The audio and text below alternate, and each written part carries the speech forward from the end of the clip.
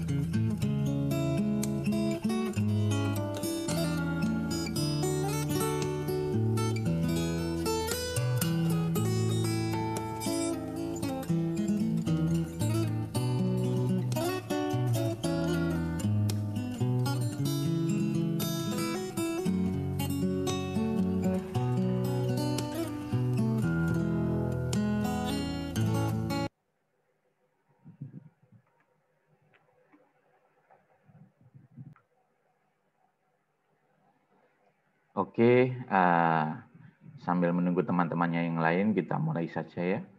Assalamualaikum warahmatullahi wabarakatuh. Waalaikumsalam warahmatullahi wabarakatuh. Selamat pagi, bismillahirrahmanirrahim. Di pertemuan kali ini kita melanjutkan materi kita sebelumnya ya. Sebelumnya saya mohon maaf untuk kelas tertentu kayak kelas A dan B. Itu untuk pelaksanaan Zoom-nya itu diundur ya, karena memang materinya masih belum jadi ya. Untuk semester sebelumnya sebenarnya sudah ada materinya, tapi kan bahasanya diubah ya, diubah. Dulu pakai Java, nah sekarang pakai Python. Nah ternyata ketika ngubah itu nggak sekedar translate ya, ternyata Python itu ada bagian-bagian yang memang berbeda. Nggak bisa ditranslate dari Java langsung. Nah, salah satunya ya ini, array ini. Ya, Python itu ternyata nggak mendukung array ternyata. Terus yang kedua, saya juga beberapa hari yang lalu juga sakit ya, sehingga nggak bisa maksimal untuk bekerja. Ya. Nah, jangan lupa untuk pertemuan Zoom atau sesi Zoom saat ini, saya mencatat ini ya, keaktifan mahasiswa yang mau bertanya atau mau menjawab tanpa saya tunjuk, meskipun benar atau salah saya hargai, ya saya catat. Nanti di akhir semester itu ini ya akan nilai direkap kemudian dikonversi sebagai tambahan nilai.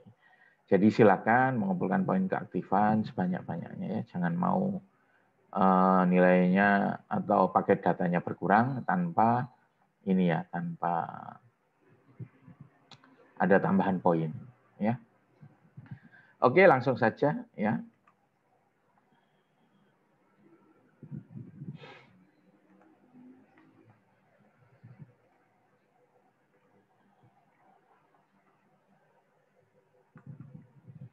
Ya, di pertemuan kali ini kita akan membahas array ya. Oke, ada yang tahu array itu apa? Saya, Pak. Oke, silakan. 063 1000 Najam. Setahu saya, array itu variabel yang bisa menyimpan banyak data, kayak integer, string, float seperti itu. Oke, terima kasih. Najam ya. Ya, Pak. Sohibun Najam. Oke, terima kasih Najam.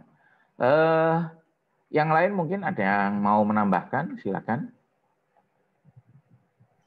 Saya, Pak. Oke, sebutkan NIM-nya 4 digit terakhir. 3087. Ya, Hisham. Iya, Pak. Array adalah sebuah struktur data yang berisi koleksi dari beberapa elemen. Oke, terima kasih. Ya benar ya yang disampaikan oleh teman-teman Anda barusan. Ini. Jadi array itu sebuah variabel atau struktur data yang bisa menyimpan banyak data. Ya. Kemudian data yang disimpan itu tipenya sejenis. Jadi kalau X misalnya array ya, misalnya Anda nyimpan 10 integer ya, integer semua. Atau menyimpan 100 float, nah itu float semua ya. Setiap data itu diidentifikasi dari indeks ya. A0, A1 sampai A-1 ya. Nah, tapi ada bahasa yang memulai indeksnya dari 1. Nah, untuk Python itu indeksnya mulai dari 0 ya. Sehingga kalau misalnya kita punya array, isinya ada 11 lah ya, ada 11. Maka ya indeksnya ya A0, A1, A2 sampai A10. Nah, itu untuk array yang isinya ada 11 bilangan ya. Oke, sampai di sini mungkin ada yang ditanyakan. Di Algo sudah pernah belajar array? Sudah, Pak. Pakai list apa array di Algo? Setahu saya list kayaknya, Pak. List ya. Nah, list itu nanti berbeda dengan array ya. Oke. Pada saat menggunakan array perlu ditentukan banyaknya anggota. Jadi misalnya Anda mau menggunakan array ya, di awal sebelum Anda run harus di codingnya itu harus ditentukan. Misalnya Anda membuat array isinya 100 gitu. Jadi dari 0 sampai 99. Jadi di awal itu sudah harus ditentukan. Ya. Di memori, elemen-elemen array disimpan di alamat memori yang secara fisik berurutan. Jadi dukungan terhadap array itu sampai level bahasa assembly ya, sampai level fisiknya, hardware-nya komputer. Ya, nah itu nggak ada di list itu. Jadi misalnya alamat memori misalnya 1024 itu untuk A0, A1-nya 1025, ya, A2-nya 1026. Itu di memori komputer. Ya, jadi secara fisik memang deret array itu. Hal itu berbeda dengan list ya, yang ada di Python yang sebenarnya sudah Anda pelajari. Ya, list itu bukan array. Kalau list itu ya bisa dimanapun lokasi memorinya, tidak urut, tidak disimpan urut oleh komputer. Ya. Kemudian pengaksesan elemen array membutuhkan waktu yang sama cepatnya. Misalnya saya punya array isinya 10.000 ya. Saya mengakses A0 itu dengan mengakses A9999 itu waktunya sama cepat. Nah, itu kelebihannya array. Nah, untuk list itu akan berbeda ya. Nah, nanti akan kita lihat. Nah, itu kelebihannya array ya. Kemudian ADT ya. Ini ADT untuk array tradisional satu dimensi. Jadi yang saya maksud di sini bukan list di Python. Yang pertama array size. Jadi ini membuat array yang berukuran size elemen ya. Misalnya size-nya 100. Nah, kita membuat array kosong ukurannya 100. Jadi di awal array itu memang harus ini ya, harus ditentukan anggotanya ada berapa ya. Berbeda dengan list. Ya, list itu lebih fleksibel sebenarnya dalam penggunaan. Jadi kita nggak harus ini menentukan di awal. Nah, array size itu membuat array berukuran size, ya. Size-nya misalnya 100. Ya. Kemudian length. Length itu mengembalikan atau return value banyaknya elemen array. Jadi misalnya tadi kita sudah membuat array 100, ya dikembalikan 100. Bagaimana kalau yang diisi cuma 50, Pak? Tetap 100 ya. Jadi meskipun nggak terpakai itu masih dihitung array itu. Kemudian get item. Get item itu mengembalikan atau return value elemen array di posisi indeks. Ya. Jadi get item misalnya 10. Nah, dia akan mengembalikan nilai array yang ada di sel ke-10. Kemudian set item. Set item itu kebalikannya. Kalau get item itu membaca, ya. Nah, kalau set item itu menulis. Jadi menulis atau menyimpan file, ya. Datanya misalnya dimasukkan ke variabel file di indeks tertentu. Nah, indeksnya itu disimpan di variabel IDX. Jadi misalnya set item 10, 50. Nah, artinya array di indeks nomor 10 diisi dengan 50. Ya. Kemudian clearing, ya. Clearing itu memberi nilai file ke semua elemen array. Jadi misalnya array isinya 100 seperti contoh tadi, diisi dengan misalnya 1000. Maka elemen 0 sampai elemen 99 itu diisi dengan 1000 semuanya. Itu clearing ya. Kemudian iterator. Nah, iterator membuat dan mengembalikan iterator untuk menyusuri elemen-elemen array. Sampai di sini ada yang ditanyakan? Saya tanya, Pak. Oke, sebutkan NIM. NIM 3039 Rifki Marta. Oke. untuk yang bagian length itu tidak ada parameternya ya, Pak? Tidak ada. Jadi memang mengembalikan panjangnya array sesuai yang sudah dibuat di awal, ditentukan di awal. Array-nya itu dimasukkan kemana terusan itu, Pak? Maksudnya? Ini kan mengembalikan return value banyaknya elemen array. Ya.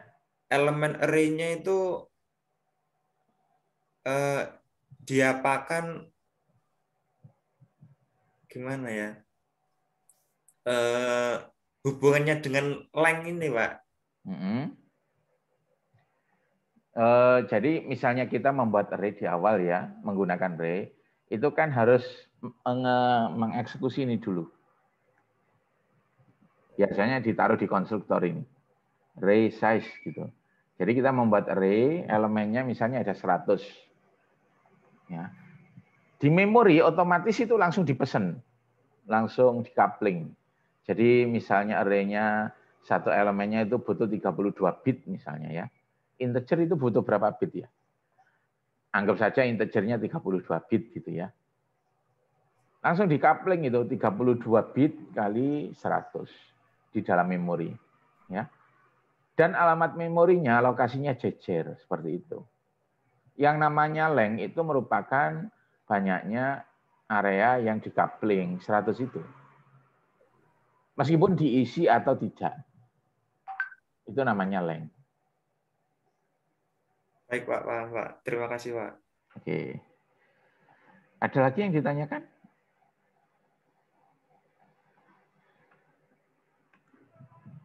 Nah, sekarang sebenarnya Anda sudah mempelajari dalam tanda kutip array ya di semester 1 di algo, tetapi ternyata itu bukan array yang Anda pelajari, ya, tetapi list atau linked list.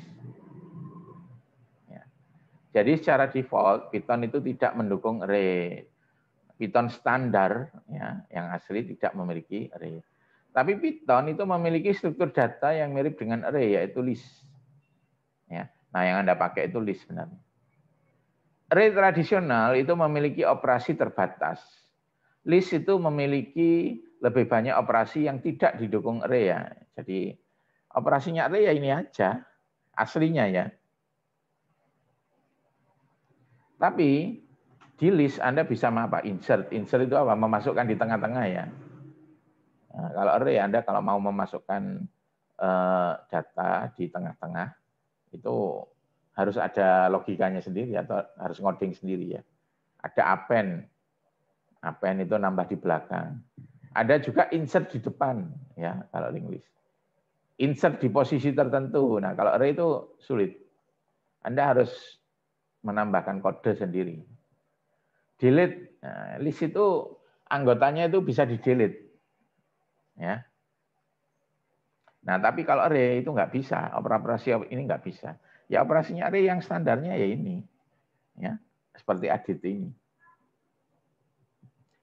List di Python itu lebih fleksibel penggunaannya dibanding tradisional, dibanding array tradisional. Ya. Jadi ya kalau Anda menggunakan itu bagi user itu lebih enak list sebenarnya. Kenapa? Fungsi-fungsinya banyak ya. Anda mau insert di tengah itu list bisa gampang. Tapi kalau array itu sulit ya, harus ngoding sendiri Anda. Terus kalau mau menghapus satu elemen itu bisa di list. Tapi di array itu nggak bisa. Yang bisa itu elemen tersebut nilainya diganti 0. Itu bisa, tapi nggak hilang. Di memori masih tetap ada.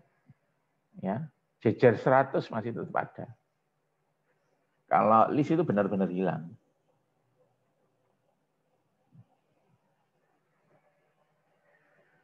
Terus ukuran array itu tetap ya selama running time.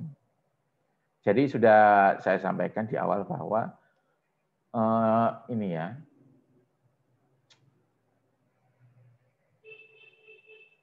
array itu jumlah anggotanya harus ditentukan di awal ya, di kodenya. Misalnya kita bikin 100. Nah, di memori itu langsung dipesankan 100 tempat ya, sesuai ukuran elemennya. Jadi misalnya integer misalnya 32 bit ya. Jadi dipasangkan 32 bit kali 100 tempat. Ya. Nah, baik dipakai atau tidak sudah dipesan di komputer. Bagaimana kalau misalnya ketika Anda running program, waduh, ini datanya saya ternyata butuh 105. Nah, itu repotnya. Jadi ya ditutup dulu programnya, codingnya itu harus diganti. Baru di-run lagi. Ya. Nah, itu nggak enaknya array. Tapi kalau list itu bisa nambah atau mengurangi elemen pada saat runtime. Jadi Anda kalau gunakan list di Python kan enak sekali. Nambah elemen gampang, langsung insert gampang. Di awal Anda nggak perlu menentukan. Ya. List itu elemennya ya sesuai permintaan. Misalnya bikin list kosong ya bisa. Nambah satu data, pada saat itu juga langsung dimintakan memori. Ya. Dimintakan dari memori. Nambah lagi misalnya 50 data, langsung dimintakan dari memori. Fleksibel di situ ya. Nah, dengan segala kekurangannya, array itu punya kelebihan yaitu kecepatan ya. Untuk mengakses elemen di indeks tertentu, kecepatannya sama. Anda mengakses A0 dengan A999 itu sama kecepatannya ya. Sedangkan list makin besar indeksnya, waktu aksesnya makin lama ya. Karena harus diakses secara sekuensial dari elemen awal. Nah, itu jeleknya list. Jadi kalau mau mengakses elemen tertentu, kita harus mengakses elemen pertama dulu, urut ke elemen kedua, ke elemen ketiga, dan seterusnya. Sampai elemen yang dimaksud itu ketemu. Nah, itu. Makanya kalau untuk operasi-operasi software yang berhubungan dengan manipulasi array, itu nggak ada orang yang pakai listnya Python ya. Bisa, tapi lambat. Ya. Jadi listnya Python itu kalau untuk operasi-operasi yang membutuhkan perhitungan matriks yang banyak algoritmanya itu biasanya nggak dipakai, lambat. Orang-orang akhirnya apa? Pakai NumPy. Di library NumPy itu ada array-nya. Array-nya lebih cepat dari listnya. Kemudian array juga lebih hemat memori dibanding list, ya. Jadi kalau list memorinya itu fleksibel, tapi tidak hemat. Kalau array memorinya itu tidak fleksibel, tapi hemat, ya. Misalnya kita 100 data itu langsung dibuatkan array ukuran 100. Di memori itu langsung dibuat ada 100 tempat, masing-masing ukurannya ya sesuai datanya. Kalau dibutuhkan ternyata pada saat runtime cuma 50, ya yang 50 eman sia-sia. Ya itu jeleknya array ya. Tapi di sisi lain ada kelebihannya juga ya. Jadi array itu kan memorinya jumlahnya tidak fleksibel, tapi lebih efisien. Untuk nyimpen satu elemen itu di array, itu butuh space lebih kecil dari list. Jadi sama-sama nyimpen satu elemen ya, list itu ternyata butuh ukuran atau kapasitas yang lebih besar. Jadi ada overhead-nya di sana. Kenapa? Nah, nanti akan kita jelaskan ya. Oke, sampai di sini ada yang ditanyakan? Oke, kita lanjut. Jadi problem yang sesuai untuk array itu seperti apa? Jadi problemnya apa? Berkaitan dengan data yang ukuran datanya tetap ya atau diketahui di awal. Jadi kita butuh array berapa elemen. Itu sudah jelas di awal. Nah, itu cocok untuk array ya. Kalau nggak jelas ya jangan pakai array. Anda bikin array 1000 ternyata butuh data yang elemennya 10.000. Ya. Kemudian yang kedua, membutuhkan pengaksesan dan pengolahan elemen data secara cepat. Kelemahannya list itu untuk mengakses indeks yang besar itu lambat. Ya. Karena apa?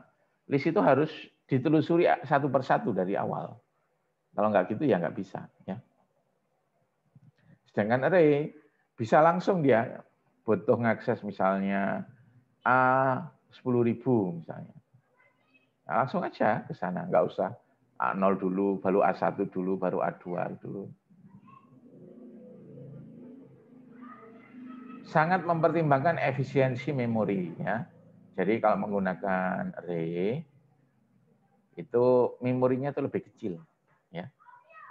Terus permasalahan komputasi sangat efektif ya. Jadi membutuhkan banyak kerja CPU. Nah, itu lebih cocok pakai array ya. Contohnya apa? Pengolahan image ya. Foto, misalnya Photoshop itu kan banyak pengolahan matriks ya. Jadi Anda misalnya buka gambar. Gambar itu kan oleh komputer sebenarnya disimpan dalam array. Kalau hitam putih atau grayscale itu array 2 dimensi. Jadi tiap pixel itu satu elemen. Ya. Nah, untuk operasi gambar misalnya Anda modifikasi ya, Anda blur, Anda balik, Anda binerkan, wah terus ditambah brightness-nya. Itu sebenarnya apa? Operasi matriks loh. Kita tinggal mengubah ini ya, nilai tiap pixel. Nah itu membutuhkan apa? Pengaksesan dan pengolahan yang cepat. Kalau pakai list itu nggak ngangkat, ya. Kalau pakai list bisa jelas, lebih gampang malah. Tapi ketika dieksekusi ya lambat banget. Pengolahan video, CGI, Anda pakai animasi, wah itu mau nggak mau harus pakai array itu ya. Kalau pakai list itu lambat banget, ya. Soalnya datanya banyak. Untuk pengolahan video kan komputer biasa aja itu lambat. Ya harus pakai apa? Komputer yang kelasnya lumayan tinggi. Nah kalau Anda pakai list untuk bikin software seperti itu, wah itu berat itu ya. Data science, data mining, game. Jadi library-library untuk animasi, untuk pengolahan image, data science, data mining, game itu pakai array semuanya, nggak ada yang pakai list. Nah ini ya gambaran dari array, perbandingannya ya dengan list. Jadi array kalau misalnya kita bikin array yang elemennya 7 misalnya. Langsung di memorinya komputer disediakan 7 tempat. Ya. Misalnya alamat 100, alamat 101, alamat 102 dan seterusnya sampai 106. Terpakai nggak terpakai ini sudah dipesan. Ya. Kemudian indeksnya ya dari indeks 0, 1, indeks 0 itu alamat 100. Indeks 1, 101 dan seterusnya. Nah, seperti itu ya perbandingan array. Jadi yang harus diingat bahwa data-data di array itu di memori disimpan di tempat yang berurutan. Kalau mau mengakses A6 misalnya, langsung bisa. Ya, langsung loncat ke A6. Ya. Untuk ngambil data dari A0 dan A6 itu waktunya sama cepat. Nah, kalau link list seperti ini, ya. Ada yang bisa membantu kenapa kok link list kalau mengakses data yang indeksnya besar, elemen yang indeksnya besar itu lebih lambat ketimbang array? Saya izin menjawab, Pak. Oke, Virus NIM 3080 itu lebih lambat karena tadi Bapak sudah menjelaskan jika menggunakan list itu menggunakan metode sekuensial untuk memproses data yang disimpan, Pak. Jadi itu harus diproses dari awal dulu, seperti ya. itu. Jadi dari yang node pertama dulu, terus bukan ini ternyata loncat ke node kedua, bukan ini loncat ke node yang ketiga dan seterusnya. Kalau node-nya di ujung dan anggotanya ada banyak, misalnya ribuan, ya lambat sekali. Ya, padahal untuk aplikasi-aplikasi misalnya image processing ya, nah, semua titik atau semua elemen itu sering dilakukan apa? Pemrosesan. Jadi bayangkan kalau misalnya saya mau memproses titik-titik yang ada di pojok kanan bawah, yang indeksnya paling besar. Ya, untuk nemu titiknya aja lama. Ya, linguis itu. Bahkan kecepatannya bedanya itu bisa sampai 50 kali. Ya. Terus yang kedua, bahwa array itu membutuhkan, linguis itu membutuhkan tambahan atau beban memori yang lebih besar dari array. Dia lebih fleksibel sebenarnya, tapi setiap node itu memorinya lebih besar ya. Kenapa? Karena kalau kita nyimpen satu data di node, itu harus ada bagian yang nyimpen alamat selanjutnya. Nah, yang kosong ini. Ya. Jadi bagian yang kosong ini sebenarnya nyimpen alamat node selanjutnya. Jadi untuk satu node itu ada overhead-nya. Nah, itu kekurangan dari linguis. Ya. Jadi masing-masing ada kelebihan dan kekurangannya ya. Nah, Anda tinggal memilih, Anda mau bikin aplikasi apa.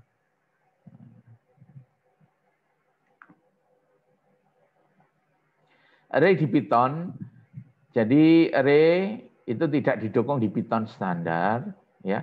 Ada library Python yang dukung array, tapi jadi ada library-nya yaitu library array, ya, namanya array juga.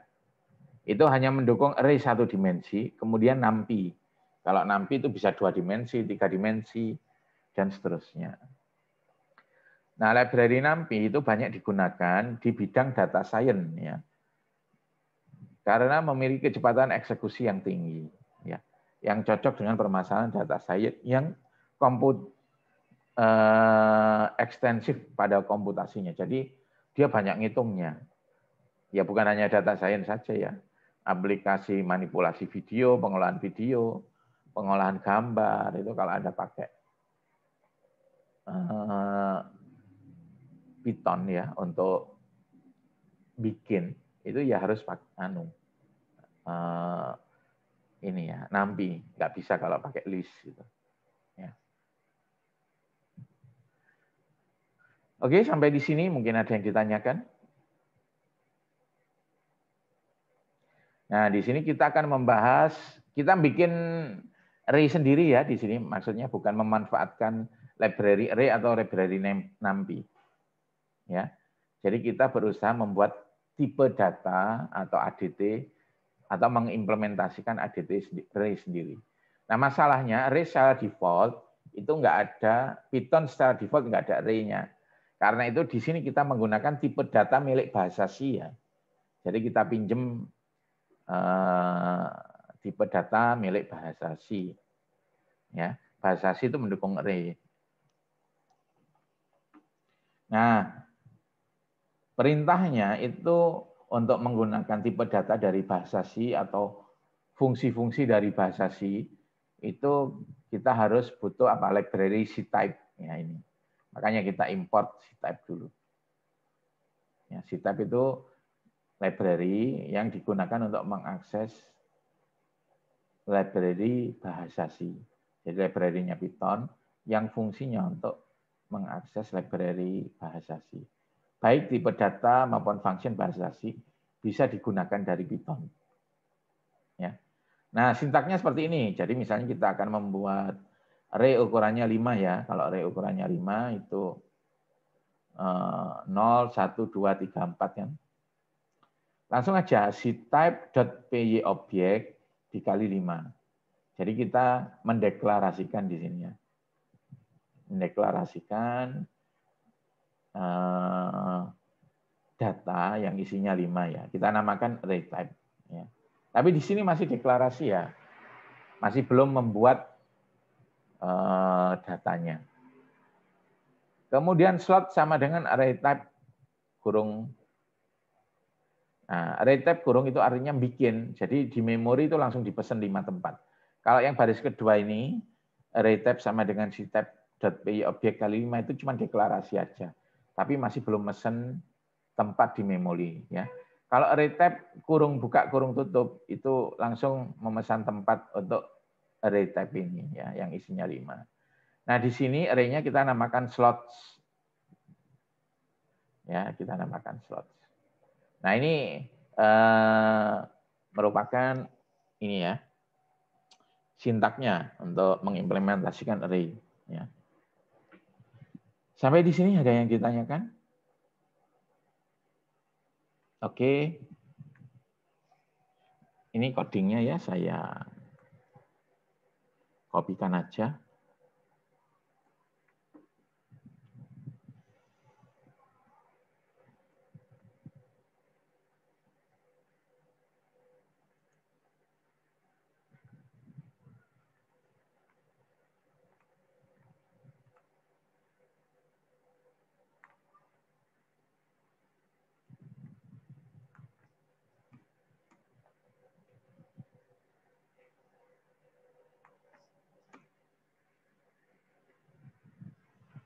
Nah, oke, saya share ya codingnya.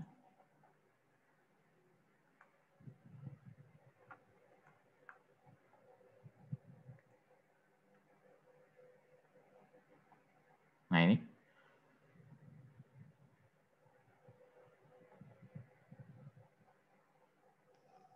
Nah, codingnya ya. Oke, sampai di sini mungkin ada yang ditanyakan. Nah, ini di sini kita bikin kelas sendiri ya. Bikin kelas sendiri. Yang pertama ini, import C-type ya. Jadi kita mau menggunakan tipe data yang dimiliki oleh bahasa C. Karena itu kita menggunakan library C-type ya. Kita manggil dari Python tipe datanya C. Nah, kemudian ini kelas array. Jadi untuk bikin array diimplementasikan di kelas ini. Jadi ADT-nya array kita implementasikan di sini. Ya. Ada yang bisa membantu menjelaskan makna dari kode ini yang saya blok?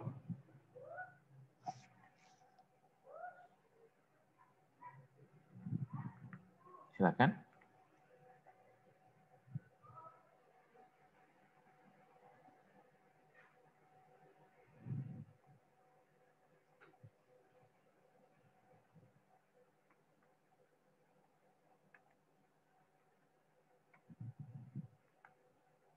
Ya, ada yang bisa membantu?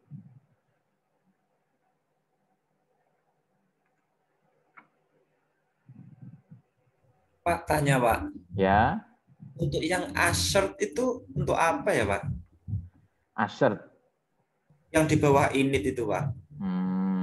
Oke. Jadi ini assert itu untuk ngecek suatu kondisi tertentu ya. Nah, yang baris ini ya. Kayak if berarti Pak? Iya, tapi assert itu bisa menghentikan jalannya program. Jadi gini, kalau misalnya assert di sini benar, di sini assert itu kan memeriksa ya, ngecek nilai dari variabel ukuran, ya kan? Nah, kalau misalnya memenuhi kena assert, maka tidak diteruskan ke baris selanjutnya.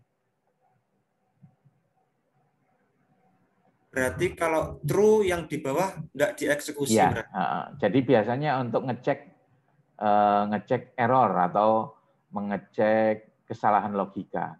Kalau terjadi itu dihentikan, tidak melanjutkan ke sini ya, ke selanjutnya. Kayak pas gitu berarti Pak. Apa? Kayak pas itu. Parse. Maksudnya pas? Pas jadi kayak continue pas gitu Pak. Ah iya, ya kan kita kalau ngoding kan sering menggunakan checking error juga kan ya. If ini apa yang harus dilakukan, if kalau ketemu kondisi seperti ini kita selesai. Nah, asset itu seperti itu untuk pengecekan errornya. Kalau ada error ya kan nggak bisa dilanjutkan dia. Masa array ukurannya 0. Ya. Jadi kalau asetnya di sini bernilai true, maka selesai, tidak melanjutkan ke bagian ini ya. Itu maksudnya aset. Yang nanya barusan siapa? Rifki 3039 Pak. Oke.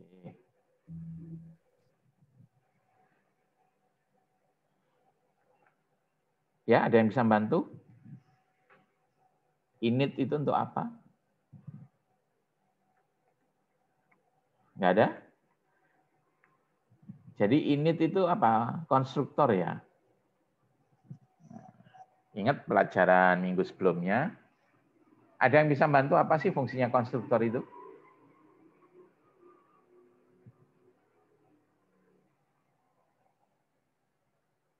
Saya, Pak.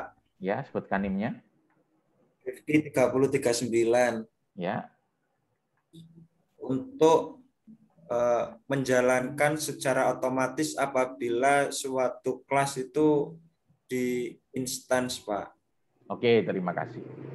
Jadi kalau misalnya kita membuat objek atau data yang tipenya kelas tersebut, otomatis ini dijalankan ya. Terima kasih Rifki. Ada yang bisa menambahkan apa tujuannya dari konstruktor atau init ini?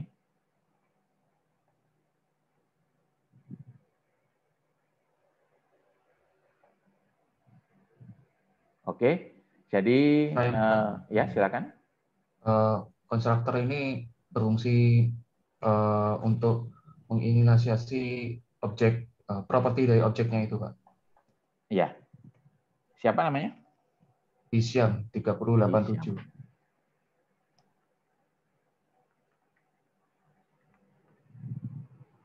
Oke, jadi benar ya. Jadi ketika sebuah datanya dibuat menggunakan kelas ini ya, yang tipenya kelas ini, konstruktor itu biasanya digunakan untuk ngeset atau nyeting nilai awal dari datanya. Ya.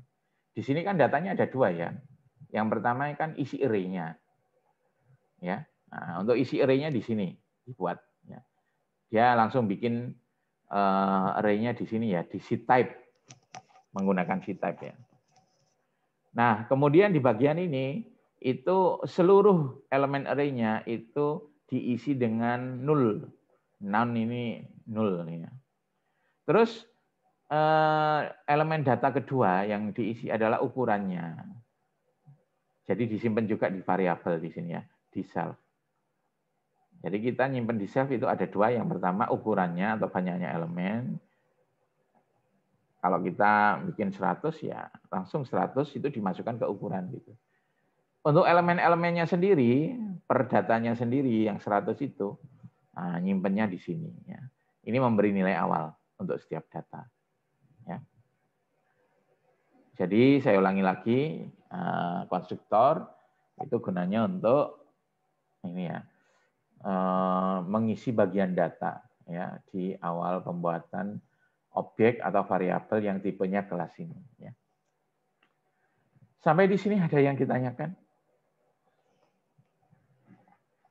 Oke, di sini ada metode getLength. Ada yang tahu apa gunanya atau fungsinya?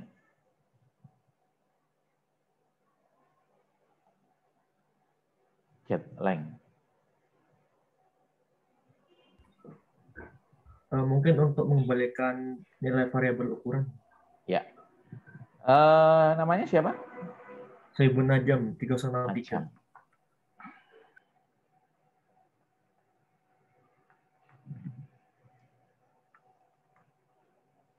Ya. Jadi di sini getLength itu apa?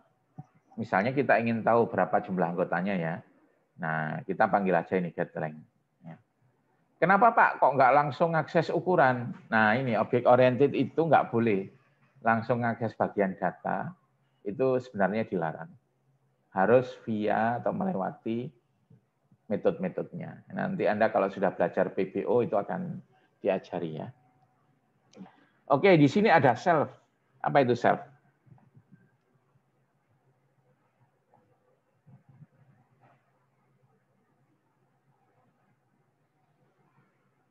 Yang bisa bantu? Self.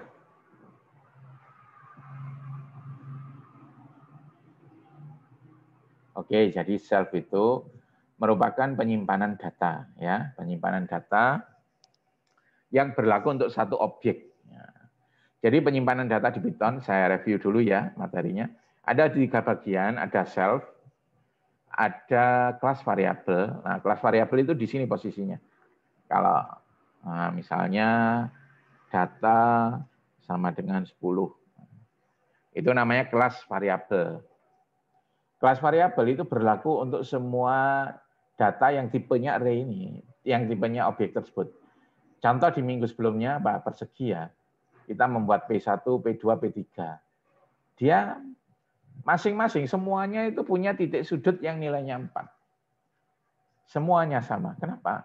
Karena sudah ditentukan di bagian kelas variabel. Ya. Jadi untuk ADT, kalau nyimpen bagian data, ADT itu kan ada bagian data, bagian operasi. Jangan di kelas variabel, simpanlah di self. Ya. Kalau self itu tiap data atau objek itu punya self sendiri-sendiri. Jadi P1, P2, P3 yang tipenya persegi itu punya self sendiri yang bisa digunakan untuk nyimpen data. Seperti itu ya. Ada variabel yang variabel punya function ya, seperti ini index. Index itu punya apa? Punya get item, dimiliki oleh get item dan hanya hidup di lingkungan get item saja. Ya. Jadi kalau di sini ada indeks, jadi di set item ini ada indeks.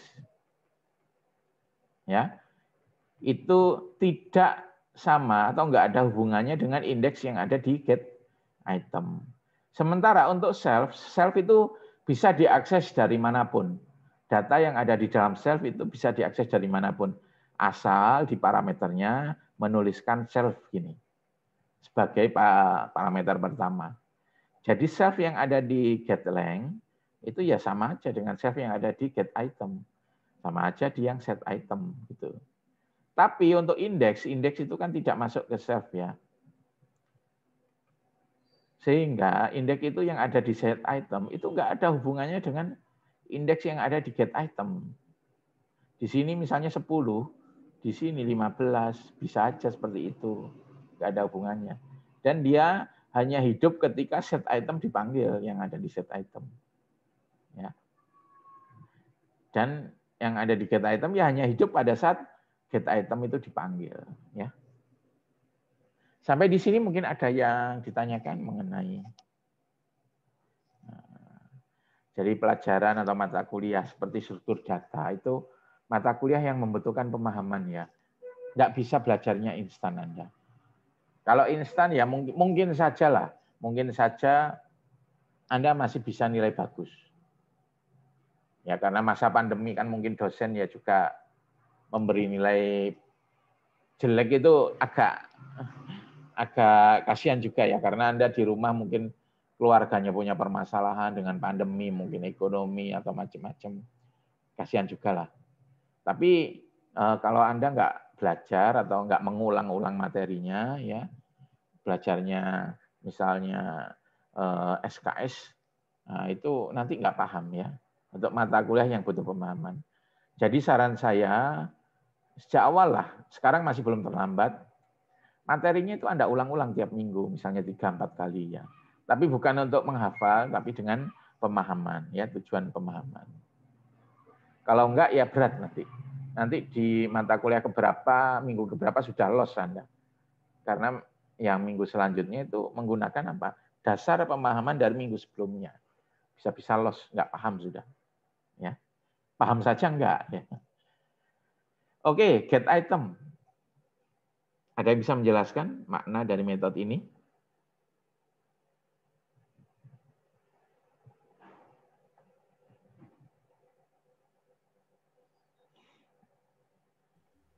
Enggak ada? Saya, Pak. Oke, silakan. Jadi get item ini menerima inputan dari luar yaitu indeks. Kemudian dibuat pengkondisian bahwa indeks itu harus lebih atau sama dengan 0 dan indeks itu kurang dari getLength. Nah, getLength ini adalah fungsi yang mengembalikan nilai dari ukuran. Apabila semua itu terpenuhi, maka self anggota ini adalah array yang mana dengan indeksnya itu inputan dari luar parameter indeks itu, Pak. Oke, terima kasih. Ya, jadi get item di sini kita mengimplementasikan ADT yang ada di slide ya. Nah, saya share yang ada di slide.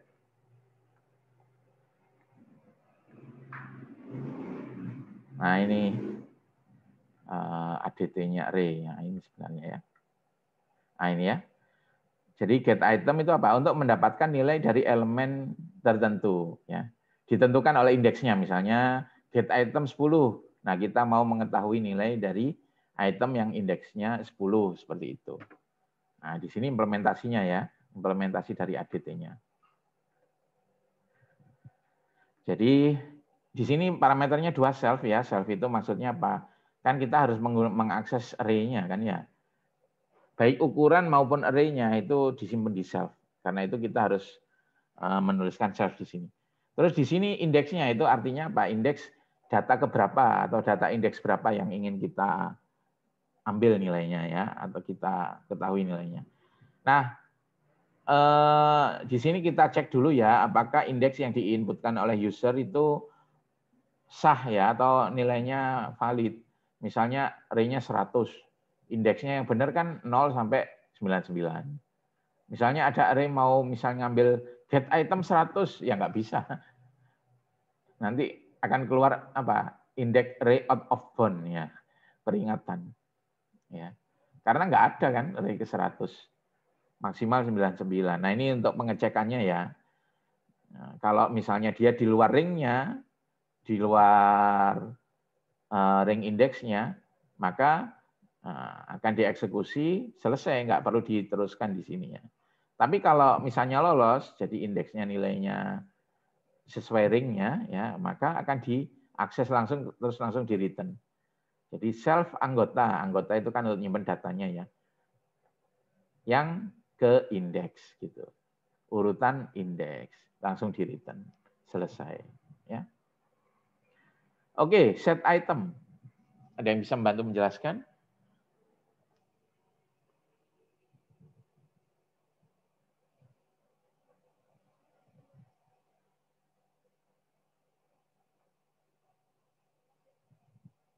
Apa gunanya function set item ini? Nggak ada? Jadi set item itu apa? Untuk mengubah nilai elemen tertentu ya. Nah, di ADT array itu ada tadi kan di PPT ya. Nah, ini juga sama, harus pakai self ya. Karena data dari array-nya kan disimpan di self ya. Ukuran maupun anggota-anggotanya disimpan di self. Indeks itu merupakan apa? Indeks dari data yang akan diubah, kemudian value nilai barunya. Ya. Di sini kita cek dulu apakah array yang mau diubah itu indeksnya benar ini. Kan misalnya anggotanya 100, indeksnya yang benar itu 0 sampai 99. Kalau di luar itu kan error. Ya. Terus kalau benar, maka tinggal mengubah aja. Self.anggota urutan ke indeks. Ya, sama dengan value. Jadi nilai yang kanan dimasukkan ke kiri. Selesai. Ya. Kemudian untuk ini, untuk isi semua itu mengubah nilai elemen array semuanya ya dengan satu nilai tertentu. Misalnya saya punya array ukurannya 100, isinya mau saya kasih 10 semua. Jadi dari elemen 0 sampai elemen 99 dikasih 10 semua. Oke. Bisa ya. Jadi di sini pakai for ya, for. Jadi diakses satu-satu. Oke, sampai di sini ada yang ditanyakan? Nah, di sini ada latihannya ya, silakan dicoba. Ada di PowerPoint-nya.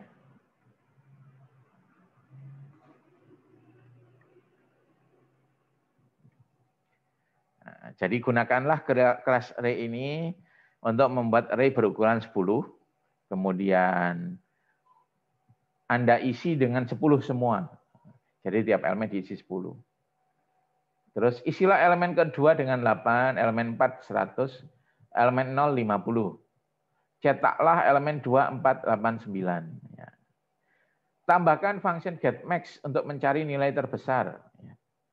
Tambahkan function cari posisi val yang mengembalikan array berukuran sama dengan isi satu elemen array tersebut jika lebih dari val dan 0 jika selainnya. Jadi misalnya saya punya array 10 ya, isinya elemennya ada 10. Misalnya saya mencari di posisi mana saja yang nilainya lebih dari 100 misalnya. Isi nilainya itu lebih dari 100. Dicari satu persatu. Ya. Nah, untuk memberitahu isinya itu kita pakai array yang sama, ukurannya sama. Ukurannya 10. Kalau di posisi tersebut ketemu, dikasih nilai 1. Kalau nggak ketemu, dikasih nilai 0. Seperti itu ya.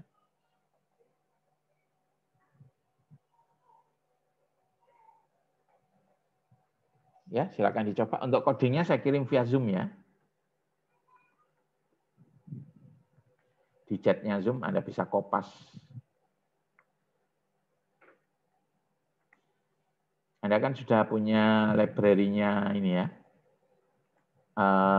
Python kan ya? Maksudnya compilernya Python kan? Biasanya sudah ada di sana C-type itu. Nah, ini. Silakan digunakan. Anda tinggal menggunakan kelas yang sudah jadi. Nggak harus menjawab semuanya ya, jawab satu dulu nggak apa-apa. Ya, dibagi-bagi bonusnya.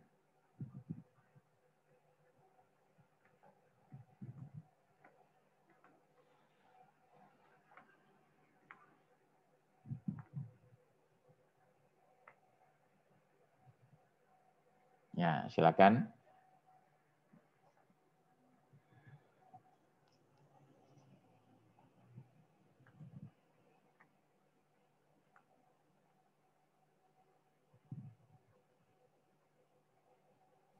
Permisi, Pak. Saya izin bertanya, Pak. Oke, silakan. Lalu bedanya array sama set ini apa, Pak? Array sama set ya. Iya, Pak. Kalau set itu tipe data yang tidak memperhatikan urutan ya. Biasanya digunakan untuk operasi himpunan. Jadi misalnya irisan, union, kemudian irisan, set different. Nah itu bukan hal yang berbeda dengan array. Kalau array itu memperhatikan urutan atau posisi. Jadi memang ada tipe data set ya. Barusan siapa? Virus, Pak. Virus. NIM 3080.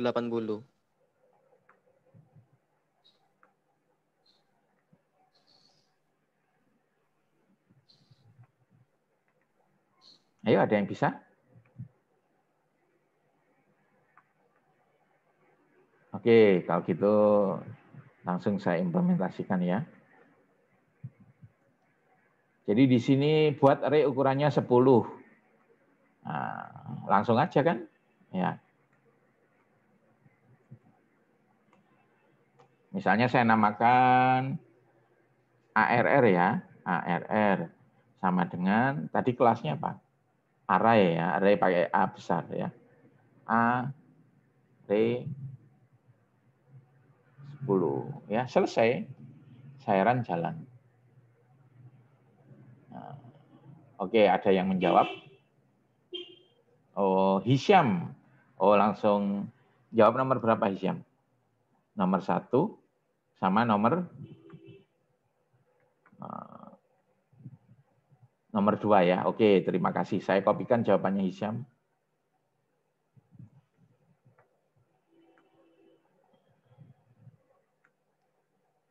Saya catat dulu. Hisyam Setiadi.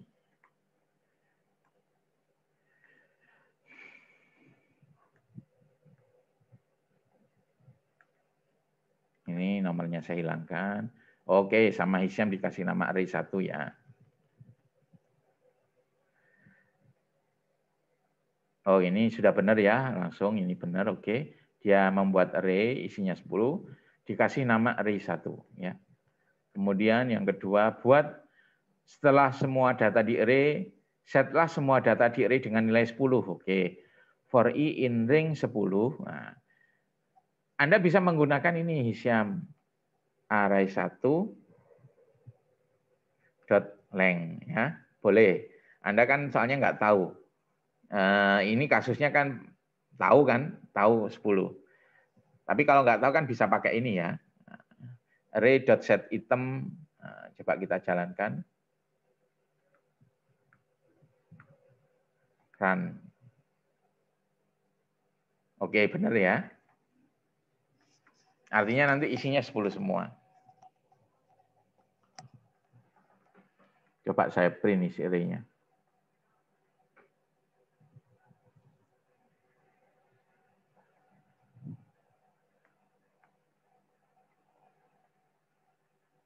Oh, nggak bisa di sini. Memang harus menambahkan kode khusus ya, agar bisa ngeprint seperti data yang lain. Oke, silakan yang nomor selanjutnya. Isilah elemen 2 dengan 8, elemen 4 100, elemen 0 50. Oke, kalau nggak ada, saya isikan sendiri.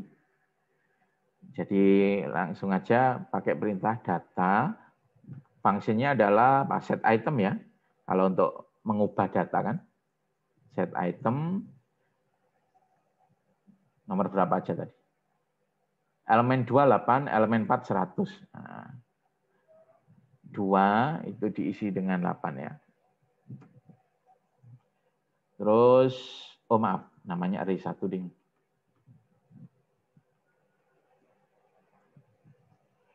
Nah, terus elemen 4 100.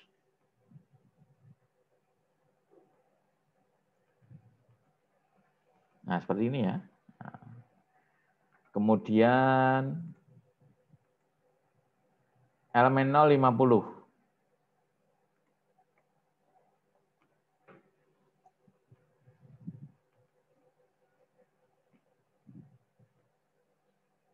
Nah, seperti ini ya. Coba saya run.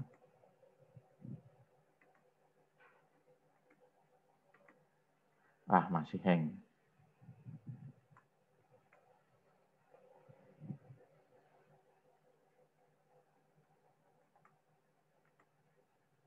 Oh ya, benar ya, sudah. Terus soal selanjutnya, cetaklah elemen 2489. Nah, langsung aja ya, print. Elemen kedua, ya maksudnya apa? Array. Kita kan harus pakai get item ya untuk ngakses nilainya. Get item. Indeks keberapa? Indeks kedua.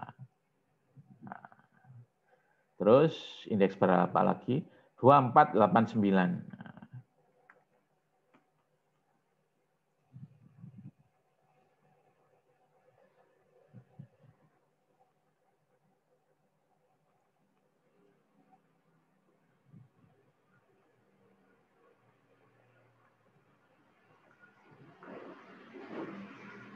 Oh, nggak muncul ternyata. Print array.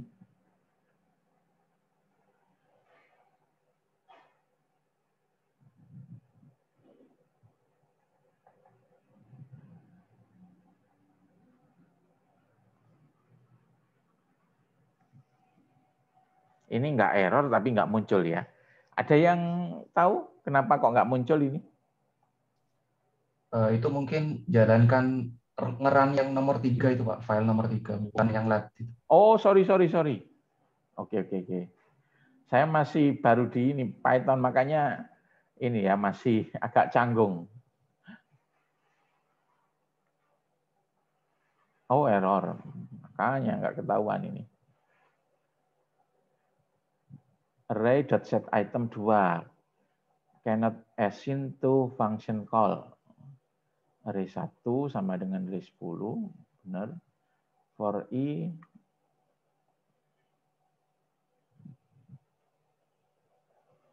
array 1 benar. Ini benar ya. Coba Coba ini saya hapus dulu.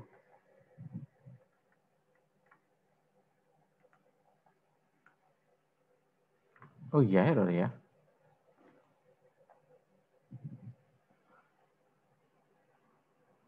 Has no attribute clear. Clear oh isi semua. Nah, ini.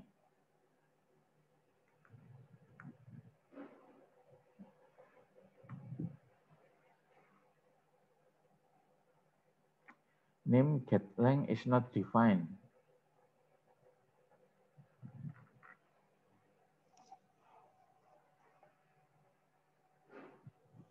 Wah, ini error ya.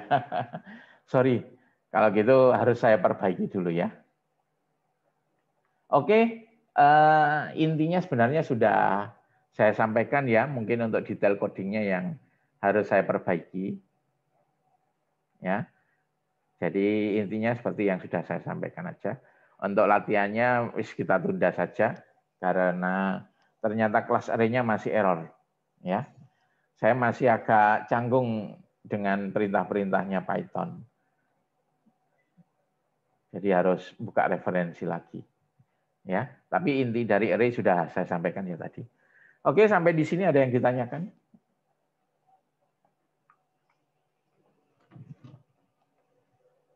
Nggak ada? Kalau nggak ada, saya cukupkan sampai di sini ya. Kita akhiri. Assalamualaikum warahmatullahi wabarakatuh. Waalaikumsalam. Terima kasih, Bapak. Terima kasih, Pak.